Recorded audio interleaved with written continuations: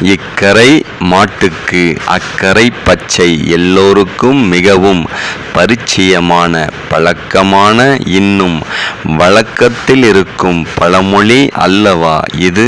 நமக்கு இயற்கையிலேயே நம்மிடம் உள்ள அருமை பெருமைகள் தெரியாது. நம்மிடம் இது இல்லை அது இல்லை என்று குறைப்படத்தான் தெரியும். மற்றவர்களை பார்க்கும்போது அவர்களிடம் இருக்கும் செல்வம் நமக்கு இல்லையே, அவர்களைப் போல் சொகுசான வாழ்க்கை நமக்கு இல்லையே என்றெல்லாம் எண்ணுகிறோமே தவிர, அந்த செல்வங்களை அடைவதற்கு, அந்த வாழ்க்கை முறையை அமைத்து கொள்வதற்கு அவர்கள் கொடுத்த விலையை பற்றி நாம் சிந்திப்பதே இல்லை.